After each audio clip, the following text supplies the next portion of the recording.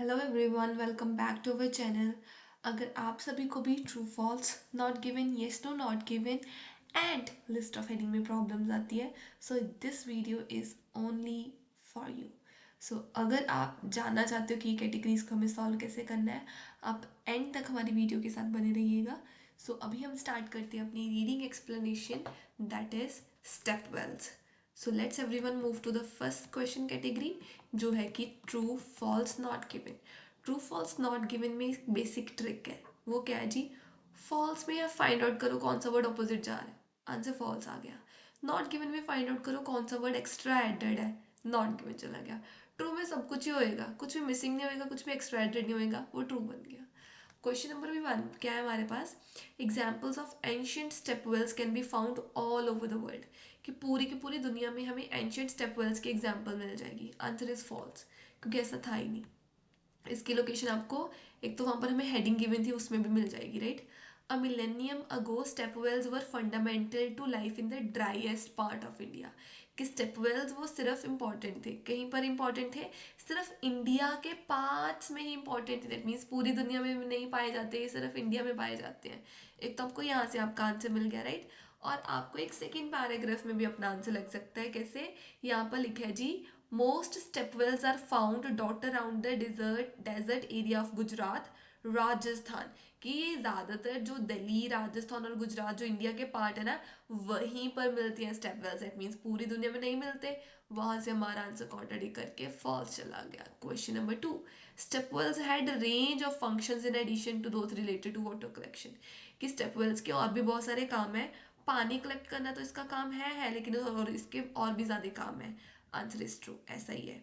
Everyone, इसकी location आपको मिलेगी फर्स्ट पैराग्राफ में। फर्स्ट पैराग्राफ में मूव कीजिए। फर्स्ट पैराग्राफ में यहाँ पर लिखा है जी, यहाँ पर India developed a method for gaining access to clean fresh ground water during the dry season for drinking.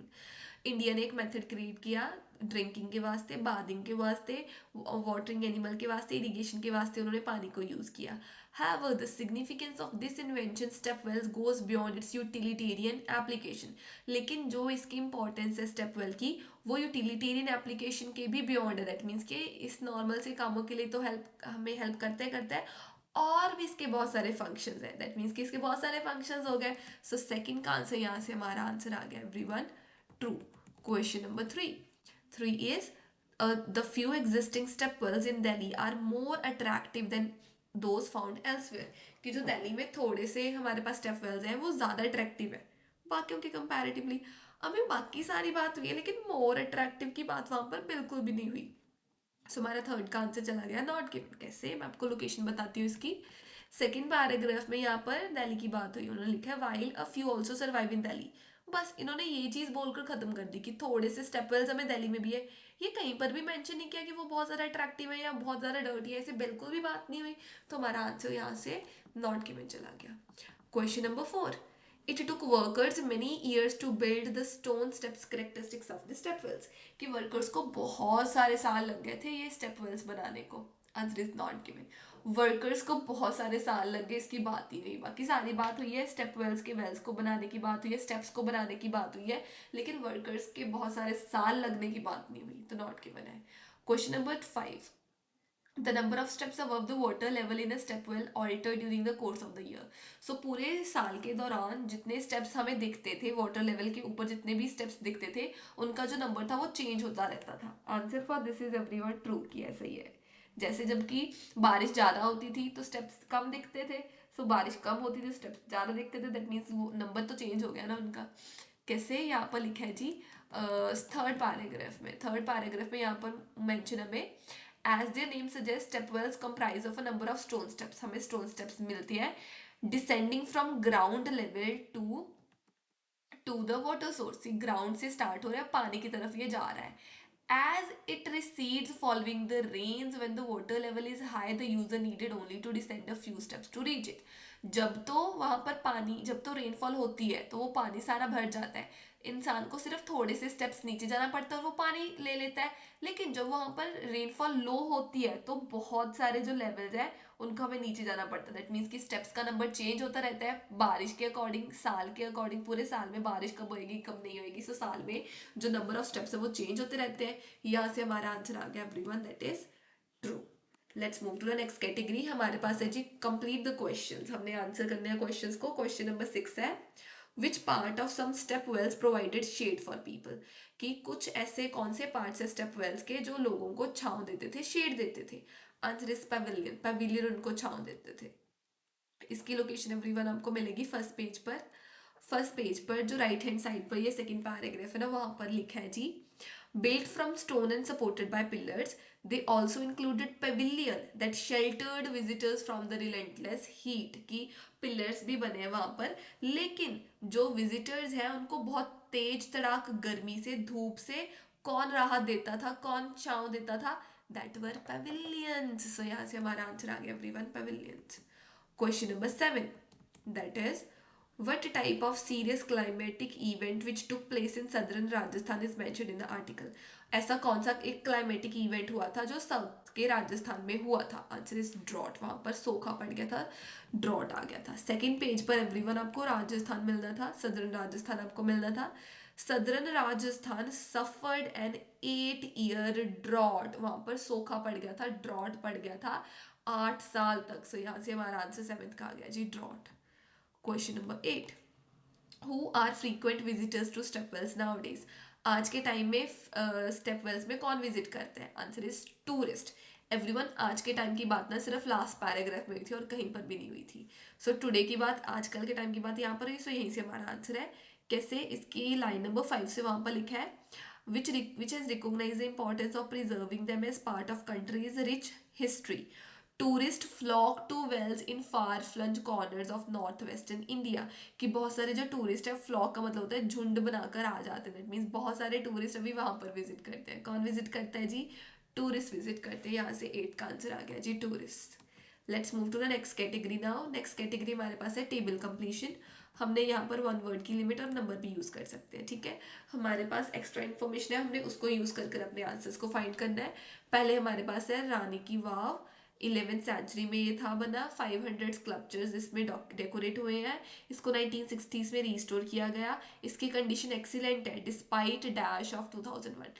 2001 में कुछ हुआ था लेकिन फिर भी इसकी कंडीशन बहुत अच्छी है। आंसर इज 2001 में अर्थक्वेक आया था। हमने रानी की वाव देखना है, हमने देखना है 2001 में क्या हुआ था। रानी की वाव एवरीवन आपको मिलेगा सेकंड पेज पर, सेकंड पैराग्राफ, रानी की वाव यहाँ पर।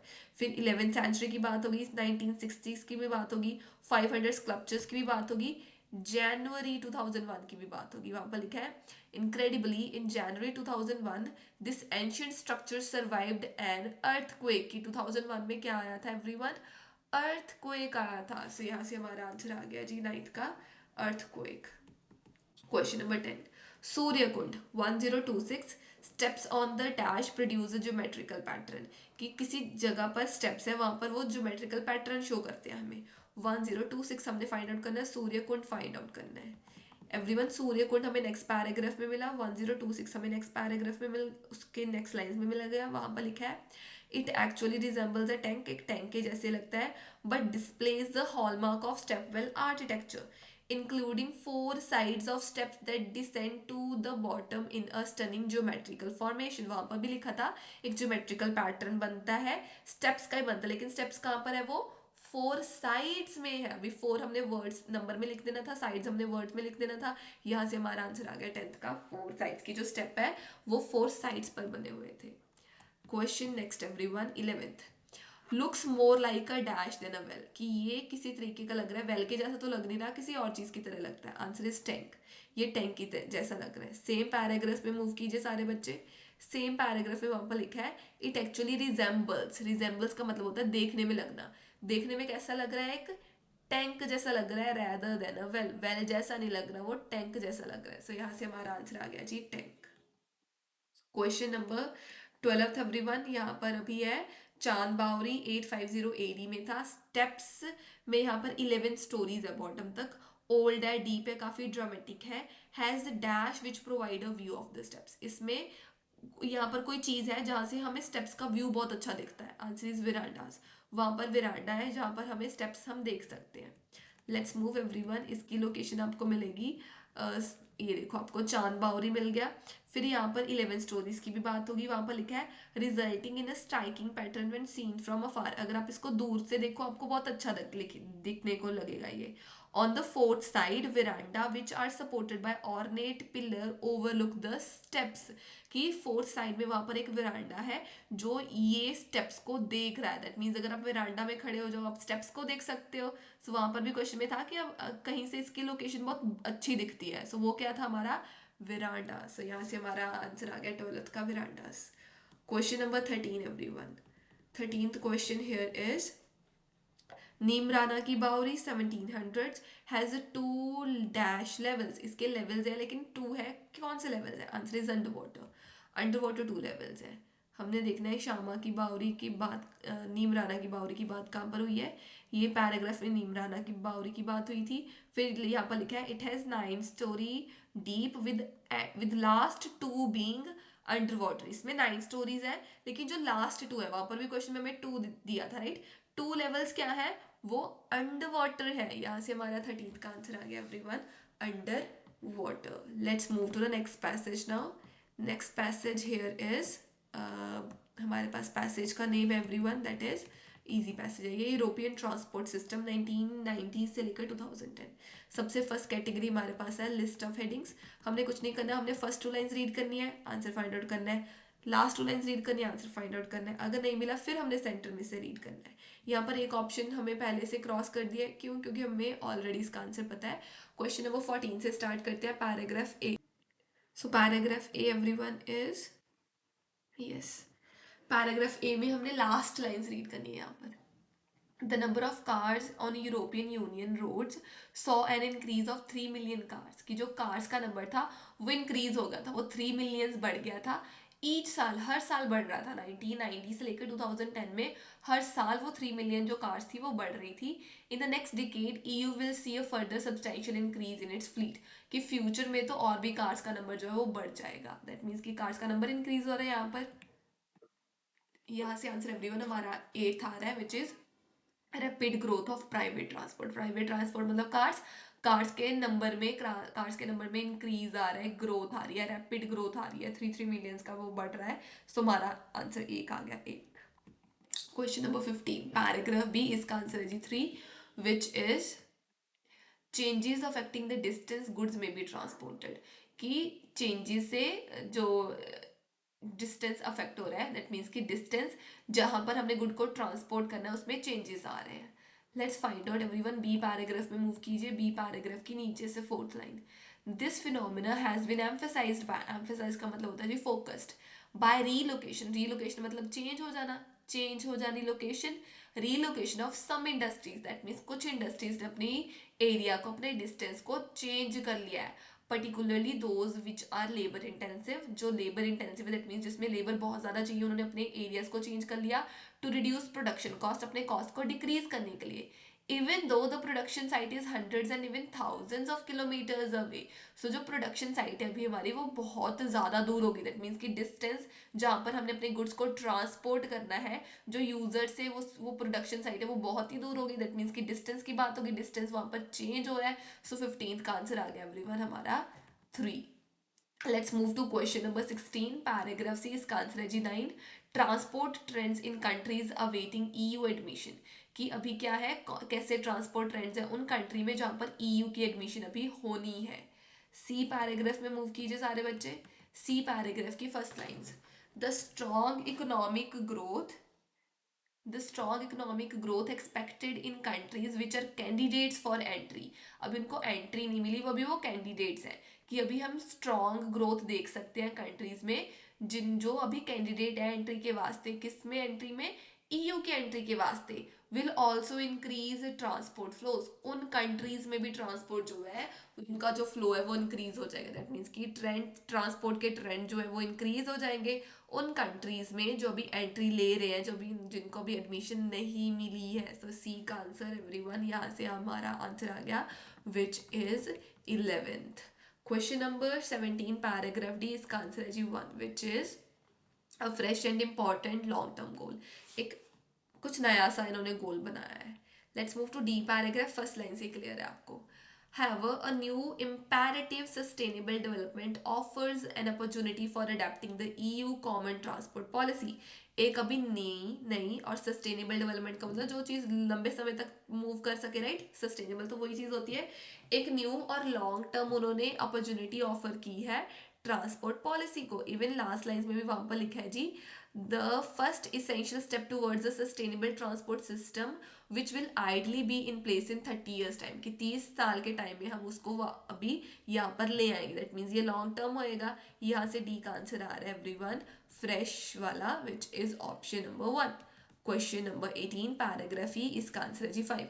Environmental cost of road transport, की रोड में ट्रांसपोर्ट तो चल रहा है लेकिन इन्वायरमेंट को क्या कीमत चुकानी पड़ रही है उसकी.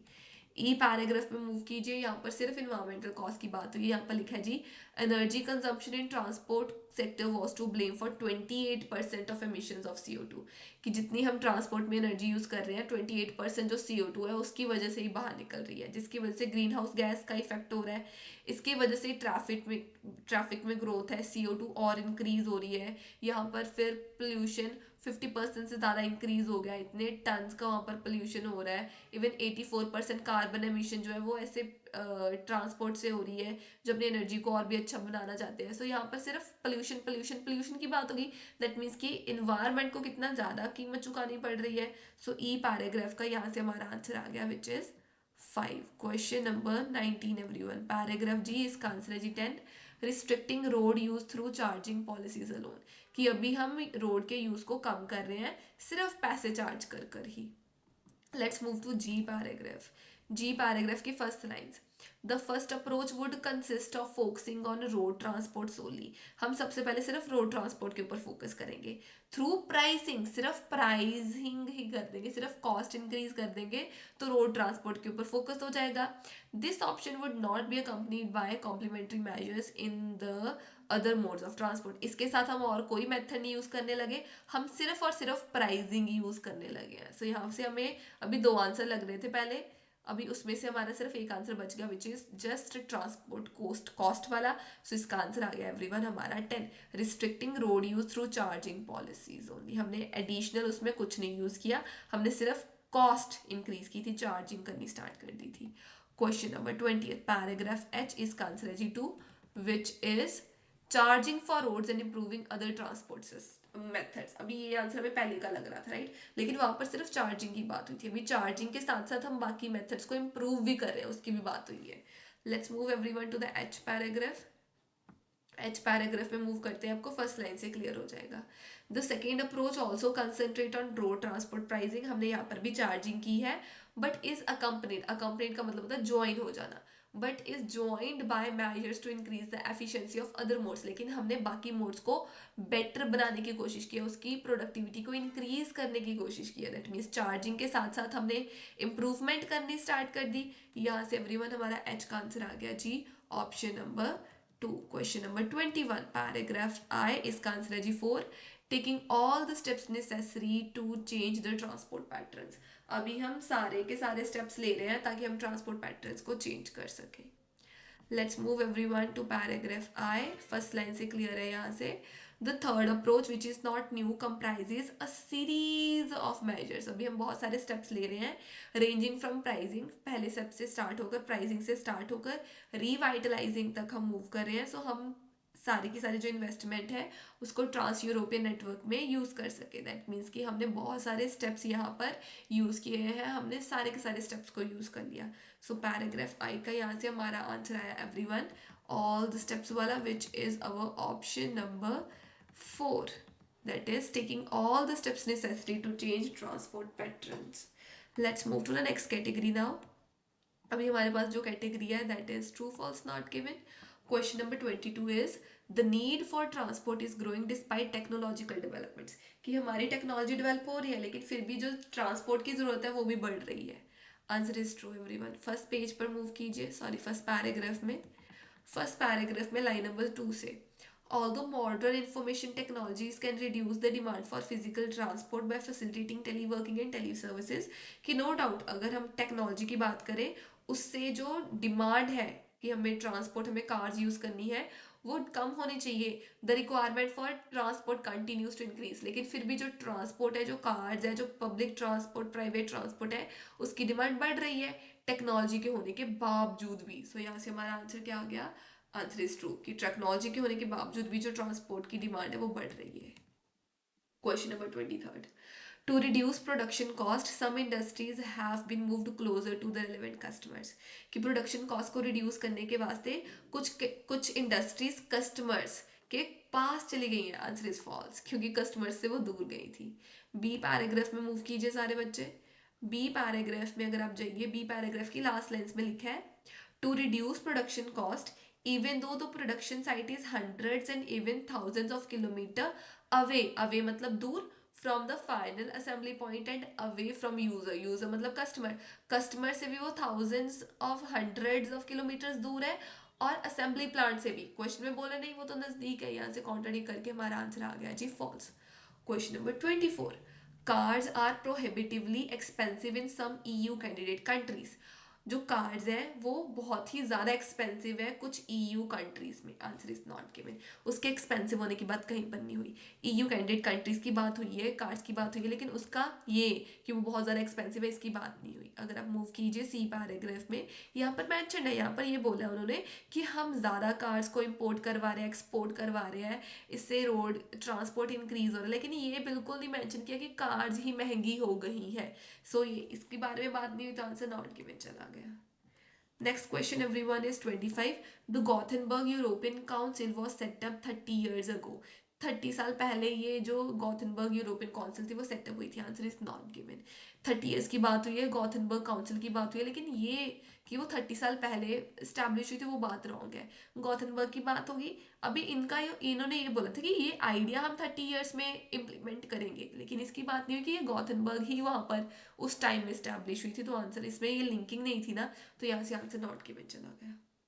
Now last question of this passage. By the end of this decade, इस 10 साल के खत्म होते ही CO2 emission from transport are predicted to reach 739 billion tons, कि 739 बिलियन टन CO2 emission हो जाएगी। आंसर इज फॉल्स, क्योंकि वो पहले से ही इतनी है। कैसे? एवरीवन मूव कीजिए जी ई पैराग्राफ में, क्योंकि CO2 emission की बात वहां पर हुई है। यहाँ पर लाइन नंबर 4 में लिखा है जी CO2 emissions from transport can be expected to increase by around 50%। वो बहुत ज़्यादा इंक्रीज हो जाएंगी, 1113 बिलियन टन पहुंच जाएंगी 2020 में, compared with 739 billion tonne recorded in 1990। 1990 में वो इतनी थी, फ्यूचर में तो वो 1113 बिलियन होनी थी। दैट मीन्स कि यहाँ से कॉन्ट्राडिक्ट हो गया। वो बोल रहे हैं अगले 10 सालों के एंड में वो 739 होनी चाहिए, लेकिन ये तो पहले से ही 739 है। सो यहाँ से कॉन्ट्राडिक्शन होकर हमारा आंसर चला गया false. Now let's move to the last paragraph everyone. Last passage हमारा है द साइकोलॉजी ऑफ इनोवेशन। इसकी जो फर्स्ट कैटेगरी है वो क्या है जी? It is MCQ। So the first question is, so the question is the example of the million dollar quartet underlies the writer's point about। जो मिलियन डॉलर का quartet है वो किस पॉइंट को बता रहा है? Answer is C, having a shared objective, कि उन दोनों का सभी का गोल जो था वो सारा सेम था। एवरीवन क्वार्टेट होता है जो म्यूजिकल ग्रुप में 4 बंदे होते हैं, उसको क्वार्टेट बोलते हैं। Let's move to the first paragraph everyone. First page पर जो आपको पैराग्राफ नंबर मिलेगा 3, लेफ्ट हैंड साइड पर जो पैराग्राफ नंबर 3 है ना, आपको वहां पर जाना है। अभी आपने रीड करना स्टार्ट करना है एवरीवन फ्रॉम द नीचे से 4th लाइन। यहाँ पर लिखा है जी Sun Studios in Memphis tells a hidden story. एक हमें छुपी हुई स्टोरी बता रहे हैं। Sun's million dollar quartet could have been a quintet, कि जो 4 लोगों का ग्रुप था वो 5 लोगों का ग्रुप बन सकता था। Missing from the picture is Roy Orbison. So एक बंदा उसमें नहीं था, वो था Roy. A greater natural singer than Louis Perkins and Cash. ये इन तीनों इंसानों से सबसे अच्छा था, right? Sam Phillips who owned Sun wanted to revolutionize popular music with songs that fuse black and white music and country and blues। लेकिन जो सन का वो ओनर था ना, वो चाहता था कि वो एक न्यू ट्रेंड लेकर आए। पार्सले, कैश, पर्किन और लुइस तो ये चीज समझ गए, लेकिन और भी सन ये समझ नहीं पाया, जिसकी वजह से वो उस ग्रुप का पार्ट नहीं बना। दैट मीन्स कि उस 4 बंदों की बात क्यों हुई है? ताकि वो ये शो कर सके कि इन सभी का जो मोटिव था, जो गोल था, वो एक ही था। सो यहाँ से हमारा आंसर आ गया having a shared objective. Question number 28. James Watson suggests that he and Francis Crick won the race to discover DNA code because उसने और फ्रांसिस ने दोनों ने जो रेस थी डीएनए कोड को फाइंड करने की वो रेस जीत ली थी। कैसे? Answer is a, were conscious about their own limitations, क्योंकि उनको पता था उनके अंदर कमियां क्या है, इसकी वजह से वो जो रेस थी उसको जीत पाए थे। एवरीवन सेकंड पेज पर मूव कीजिए। सेकंड पेज पर जो फर्स्ट पैराग्राफ है ना वहां पर लिखा है जी नीचे से 7th लाइन में, he said he and Crick had succeeded, वो दोनों जीत गए। क्यों? बिकॉज दे वर अवेयर, उनको पता था that they weren't the most intelligent of scientist pursuing the answer, क्योंकि उनको पता था कि सिर्फ ये ही दो बंदे इंटेलिजेंट नहीं है, और भी बहुत सारे लोग हैं जो उनसे भी ज्यादा इंटेलिजेंट है। दैट मीन्स कि उनको अपनी खामियों के बारे में पता था। यहाँ से एवरीवन 28 का आंसर आ गया हमारा, that is option number A. Question number 29. The writer mentions competition on breakfast cereal packets as an example of, कि जो competition था breakfast cereal packet के ऊपर, उसकी example क्यों दिए राइटर ने? Answer is D, strengthen commitment to an idea, ताकि वो ये शो कर सके कि वो एक आइडिया को लेकर बहुत ही ज्यादा स्ट्रॉन्ग है, स्ट्रेंथन है। Let's move everyone to the second page. जो लेफ्ट हैंड साइड पर लास्ट पैराग्राफ है ना वहां पर उसकी बात हुई है। यहाँ पर लिखा है उन्होंने बोला हमने राइटिंग करनी है, विजुअलाइज करना है और फिर उसको एज अ प्रोटोटाइप यूज कर कर देखना है कि उनको न्यू आइडियाज आ रहे हैं या नहीं।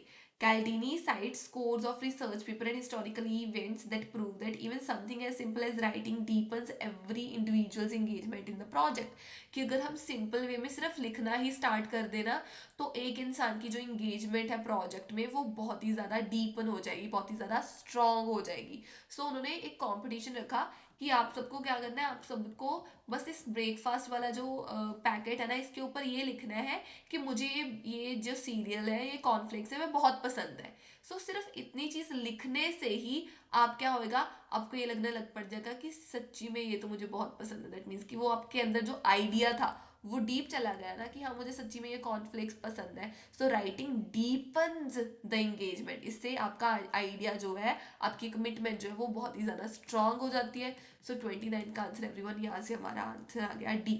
Question number 30th। In the last paragraph, the writer suggests that it is important for employees to.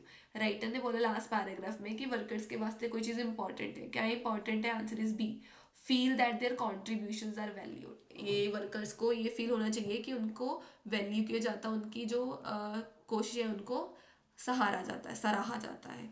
एवरल line number 5 में यहाँ पर लिखा है leaders should encourage everyone to contribute, leader को बोलना चाहिए कि हर एक बंदा कंट्रीब्यूट करे and simultaneously assure all concern that every recommendation is important. और जिसमें इंसान ने फिर कुछ रिकमेंडेशन दी है, कुछ एडवाइस दी है, हमें उनको ये फील करवाना चाहिए कि उनकी रिकमेंडेशन काफ़ी इंपॉर्टेंट थी राइट डिसीजन बनाने के लिए, और हमें उनको फुल अटेंशन देना चाहिए। दैट मीन कि हमें उनकी रिकमेंडेशन को वैल्यू करना चाहिए, रिस्पेक्ट देनी चाहिए। यहाँ से एवरीवन हमारा 30th का आंसर आ गया, that is B. Now the next category here is matching the half sentences. Question number 31 is employees whose values match those of their employers are more likely to answer is G, remain in their jobs. जो workers और जो boss की values ideas एक दूसरे से match करते हैं वो ज़्यादा लंबे समय तक एक जॉब में टिकेंगे। एवरीवन इसकी लोकेशन आपको मिलेगी फर्स्ट पेज पर। सभी फर्स्ट पेज पर मूव कीजिए। फर्स्ट पेज पर एवरीवन सेकेंड पैराग्राफ में लेफ्ट हैंड साइड यहाँ पर लिखा है research shows that in line number 5 that the fit between and employees value, fit मतलब मैच करना, मैच एम्प्लॉय की वैल्यू कर रही है और कंपनी की वैल्यू मतलब बॉस की वैल्यूज अगर दोनों मैच कर रही है, makes a difference to what contribution they make, तो उनका फर्क पड़ेगा। With 2 year after they join they are still in company, तो पता चलेगा कि हाँ 2 साल के बाद अभी भी वो कंपनी में है या नहीं है। दैट मीन्स कि जितना ज़्यादा उनकी वैल्यूज मैच करेंगी उतना लंबा टाइम वो अपनी कंपनी में गुजारेंगे, उतना लंबी उनकी जॉब होएगी। सो यहाँ से एवरीवन 31 का आंसर हमारा आ गया, that is G. Question number 32। At times of change people tend to, जब चेंज की टाइम आता है तब लोग क्या करते हैं? Answer is E, avoid risk, तब लोग रिस्क को अवॉइड करने की कोशिश करते हैं। अगेन फर्स्ट पेज पर मूव कीजिए सारे बच्चे। फर्स्ट पेज पर आपने मूव करना है जी राइट हैंड साइड पर, जो सेकंड पैराग्राफ है यहाँ पर लिखा है लाइन नंबर 4 में व्हेन थिंग्स चेंज, जब चीज़ें चेंज हो जाती हैं, we are hard wire to play it safe, तो हम सेफ प्ले करना स्टार्ट कर देते हैं। अगर सेफ प्ले करते हैं मीन्स हम रिस्क नहीं लेते ना। सो जब चीज़ें चेंज होनी स्टार्ट होती है तब हम रिस्क लेना बंद कर देते हैं। यहाँ से हमारा 32 का आंसर आ गया, that is F. Question number 33 everyone, sorry 32 का आंसर आ गया ई। हम चेंज को, हम रिस्क को अवॉइड करते हैं, हम सेफ प्ले करते हैं। 33rd is if people are aware of what they might lose they will often. अगर लोगों को पता चल जाए कि वो क्या चीज घुमा देंगे, गवा देंगे, दे विल ऑफन तो वो कुछ करेंगे। आंसर इज टेक चांसेस, तो वो रिस्क लेना स्टार्ट कर देंगे। सेम पैराग्राफ में मूव कीजिए सारे बच्चे, जब हमने अभी अभी मूव किया था। सेम पैराग्राफ में मूव करने हैं आपने, नीचे से 5th लाइन से रीड करना है। They should explain what stands to be lost. उनको बताना चाहिए कि वो क्या चीज गवा देंगे। If company fails to seize a particular opportunity, अगर कंपनी को ये अपॉर्चुनिटी नहीं मिली तो वो कुछ चीज गवा देगी। Studies show that we invariably take more gambles, तब हम ज्यादा जुआ खेलते हैं, तब हम ज्यादा रिस्क लेते हैं जब हमें पता होता है कि हमने कोई चीज गवा देनी है, हमने कोई चीज लॉस कर देना है। यहाँ से 33rd का एवरीवन आंसर हमारा आ गया ए, कि तब हम ज़्यादा चांसेस लेते हैं, तब हम ज़्यादा रिस्क लेने स्टार्ट करते हैं। Question number 34, people working under a dominant boss are liable to. जो लोग एक स्ट्रॉन्ग डोमिनेंट जो पावरिंग बॉस है उसके अंदर काम करते हैं, वो लोग क्या होते हैं? Answer is ignore their duties, वो अपने ड्यूटीज को इग्नोर कर देते हैं। लेट्स मूव एवरीवन, इसकी बात कहाँ पर हो रही है? इसकी बात हो रही है जी सेकेंड पेज पर। सेकेंड पेज पर आपको जो राइट हैंड साइड पर अथॉरिटी डज नॉट वाला पैराग्राफ है वहां पर रीड करना है। Authority doesn't have to inhibit innovation but it often does. कि अगर कोई डोमिनेंट, अगर अथॉरिटी है, उससे आपकी इनोवेशन रुकनी नहीं चाहिए, लेकिन ये अचानक रुक जाती है। The wrong kind of leadership will lead to what's Caldini calls captainist. कि अगर आपकी लीडरशिप ही रॉन्ग है तो आप कैप्टनिस्ट को फील करेंगे। The regrettable tendency of team members to opt out of team responsibilities, तब टीम मेंबर्स अपनी टीम रिस्पॉन्सिबिलिटीज को ही निभाना बंद कर देंगे, वो ऑप्ट आउट करेंगे। दैट मीन्स कि वो उसको अपनी रिस्पॉन्सिबिलिटी को प्रॉपरली अपना नहीं समझेंगे और अपनी रिस्पॉन्सिबिलिटीज को फुलफिल ही नहीं करेंगे। सो यहाँ से 34th का आंसर आ गया, दैट इज एफ, कि वो अपनी रिस्पॉन्सिबिलिटीज को अच्छे से परफॉर्म नहीं करेंगे, इग्नोर करेंगे अपनी ड्यूटीज को। Question number 35, employees working in organisation with few rules are more likely to. जो एम्प्लॉयज एक कंपनी में काम करते हैं जिसमें कम रूल्स हैं, वो क्या करते हैं? आंसर इज बी, वो अपने आइडियाज को ज्यादा शेयर करते हैं। लेट्स मूव एवरीवन, इसकी लोकेशन पे भी हमें वहीं पर मिलेगी नेक्स्ट पैराग्राफ में। लाइन नंबर 3 में रीड कीजिए। The only rule was that there was no rule. अगर एक ही रूल हो कि कोई रूल ना हो, the environment encourage a free interchange of ideas. तो एक ऐसा इन्वायरमेंट क्रिएट होएगा जिसमें वो एक दूसरे के आइडियाज को चेंज करेंगे, that means ideas easily share करेंगे। Now the last category that we have here is yes no not given. Question number 36, the physical surrounding in which a person works play a key role in determining their creativity. जैसे environment में एक इंसान काम करता है उससे ही creativity एक इंसान के अंदर आती है। Answer for this is no, कि ऐसा बिल्कुल नहीं है। इसकी लोकेशन एवरीवन आपको फर्स्ट पैराग्राफ में मिलेगी। फर्स्ट पैराग्राफ में मूव कीजिए सारे बच्चे। फर्स्ट पैराग्राफ में लाइन नंबर 4 में गिवन है, there are nevertheless people working in luxurious state of art centres. कुछ लोग हैं वो बहुत ही ज़्यादा आलिशान एरिया में काम करते हैं, डिजाइन टू स्टिमुलेट इनोवेशन, ताकि उनके अंदर इनोवेशन आए, लेकिन उनका इन्वायरमेंट उनको वो फील ही नहीं होने देता। देयर आर दोस्त, फिर हमारे पास ऐसे लोग आते हैं who do not have budget, जिनके पास बजट ही नहीं है, स्पेस ही नहीं है, लेकिन वो बहुत ही ज़्यादा इनोवेटिव है। दैट मीन्स क्रिएटिविटी इन्वायरमेंट के रिगार्डिंग नहीं आती ना। जैसा अगर अच्छा इन्वायरमेंट है तो हम कभी कभी कम क्रिएटिव होते हैं, अगर हमारा इन्वायरमेंट अच्छा नहीं होता तो हम ज़्यादा क्रिएटिव होते हैं। दैट मीन्स कि इन्वायरमेंट का इसमें कोई रोल नहीं है। सो यहाँ से हमारा आंसर कॉन्ट्राडिक्ट करके नो करा। Question number 37, most people have potential to be creative. ज़्यादातर लोग क्या है, क्रिएटिव हो सकते हैं। Answer is yes. Everyone again हमने फर्स्ट पैराग्राफ में सॉरी फर्स्ट पेज पर मूव करना है जी। फर्स्ट पेज पर मूव कीजिए, पैराग्राफ नंबर 2 में रीड करना है नीचे से third line. Although some individuals may be more creative than others. कुछ इंडिविजुअल दूसरे इंडिविजुअल से ज़्यादा क्रिएटिव होते हैं।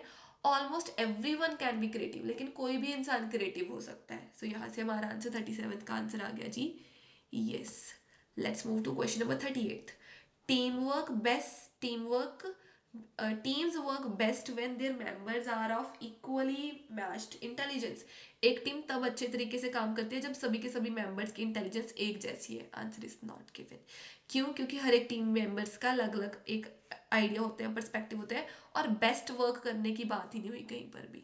Question number 39, it is easier for smaller companies to be innovative. Innovative भी बोल रहा है जी, कंपनीज की भी बात है, लेकिन ये बिल्कुल बात नहीं है कि स्मॉलर कंपनीज ज़्यादा इनोवेटिव है और उनके लिए ईजी है ये, इसकी बात नहीं है, तो ये भी आंसर नॉट गिवन गया। Question number 40th, a manager's approval of an idea is more persuasive than that of the colleagues. कि अगर किसी मैनेजर ने आइडिया को अप्रूव कर दिया वो ज़्यादा कन्विंसिंग है, कॉलीग्स ने अगर उसको अप्रूव कर दिया तो इतना कन्विंसिंग नहीं है। इसका आंसर ऑपोजिट है, नो है इसका आंसर। क्यों? सेकेंड पेज पर मूव कीजिए आप सभी, जो आपके पास ना left hand side last second paragraph है, वहाँ पर लिखा है जी, Caldini is not alone in advocating this strategy. Research shows that peer power used horizontally, not vertically, is much more powerful. कि अगर आप peer power को use करो horizontally, that means आपके सारे के सारे जो employees है एक दूसरे की help करो, वो ज़्यादा powerful है एक बॉस की स्पीच से। दैट मीन्स कि मैनेजर इतना ज़्यादा वर्क नहीं अच्छे से कर सकता जितना पीयर पावर वर्क कर सकता है। सो यहाँ से 40th का आंसर एवरीवन कॉन्ट्राडिक्ट करके क्या बन गया? आंसर बन गया हमारा no. So this is the way everyone we solve yes no category, list of headings, matching information as well as the box blanks. So I hope ये सारी की सारी कैटेगरीज आपको इजीली समझ लगी हो। अगर आपको किसी भी कैटेगरी में कोई भी डाउट है आप हमें बता सकते हो, आप कमेंट कर कर बता सकते हो, हम आपको हेल्प करने के लिए रेडी हैं। और हम अपना हर रोज़ फ्रेश राइटिंग सैम्पल आंसर्स भी डालते हैं खुद लिख कर, हम अपने इंस्टाग्राम में भी पोस्ट करते हैं, we have a Telegram account as well. Try to follow that, try to join that, ताकि आपको भी जो न्यू और अपडेटेड मटेरियल है वो ईजिली मिल सके। Thank you everyone.